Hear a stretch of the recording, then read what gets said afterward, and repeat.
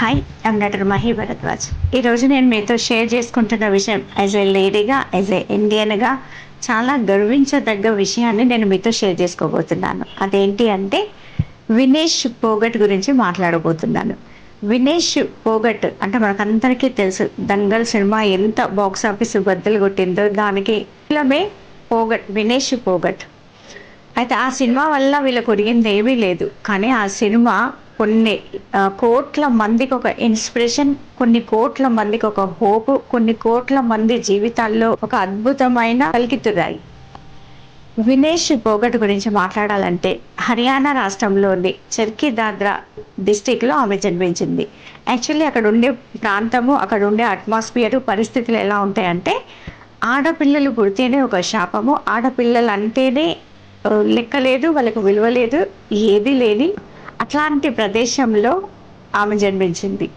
దాంట్లో వాళ్ళ తండ్రి వాళ్ళ పిల్లల్ని అంటే ఆడపిల్లల్ని మగవాళ్ళకు సమానంగా పెంచి ఒక నేషనల్ లెవెల్లో, ఇంటర్నేషనల్ లెవెల్లో ఒక ఆట, ఒక ఒలింపిక్స్ వరకు ఎదగడానికి వాళ్ళ కఠోర శ్రమ, వాళ్ళ తపస్సు ఎంత ఉందో నేను చెప్పే 2 నిమిషాల వీడియోలో, 3 గంటల సినిమాలో చూస్తే సరిపోదు. వాళ్ళ శ్రమ, వాళ్ళ దృఢ సంకల్పం, వాళ్ళ తపస్సుకి ప్రతి ఒక్కరూ సెల్యూట్ కొట్టాలి. వినేష్ పోగట్ ఆల్రెడీ ఢిల్లీలో మనం చూసాము. క్రీడా శాఖ మంత్రి ఎవరైతే ఉన్నారో ఆయన అకృత్యాలకు నిరసనగా తనకు వచ్చిన అవార్డ్స్ అన్నీ రిటర్న్ ఇచ్చేసి చాలామంది స్పోర్ట్స్ రెజ్లర్స్కి తన అండగా నిలబడింది.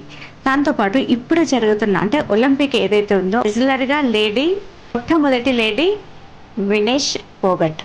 దాంతోపాటు ఆల్రెడీ ఒలింపిక్లో 53 కేజీల విభాగంలో ఇంకొక ఇండియనే ఉండడం వల్ల ఒకే దాంట్లో ఇద్దరు ఉండడం తేలికని చెప్పేసి ఆమె 50 కిలోల దాంట్లో పార్టిసిపేట్ చేయడం జరిగింది.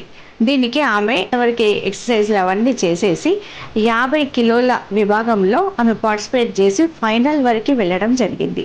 వినేష్ పోగట్ తన బరువును తగ్గించుకోవడానికి 300 ml బ్లడ్ని, పెద్ద పేగులోని స్టూల్ని, దీంతో పాటు 3 రోజుల పాటు ఓన్లీ పాలు పండ్లను తీసుకుంటూ రోజుకి 16 గంటలు కఠోర శ్రమ చేసినప్పటికీ కూడా చివరికి తన జుట్టును కూడా కత్తిరించుకొని ఎట్టకేలకు ఓన్లీ 100 గ్రామ్స్ మాత్రమే ఎక్కువ ఉండడంతో గోల్డ్ మెడల్ మిస్ అవ్వడంతో పాటు ఓన్లీ గోల్డ్ మెడల్ మిస్ అవ్వడమే కాదు, డిస్క్వాలిఫై కూడా అవ్వడం జరిగింది. దీంతో ఆమె తన రిటైర్మెంట్ను ప్రకటించడం జరిగింది.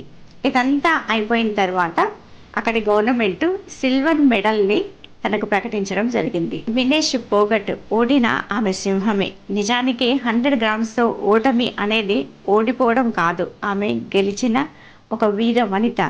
ప్రతి లేడీకి, ప్రతి స్పోర్ట్స్ ఉమెన్కి ఏ రంగంలో చూసినా, ఏ యాంగిల్లో చూసినా ఆమె ఒక ఇన్స్పిరేషన్, ఒక స్ఫూర్తిదాయకం, ఒక సంకల్పానికి, ఏకాగ్రతకు ఆమె ఒక ఐకాన్.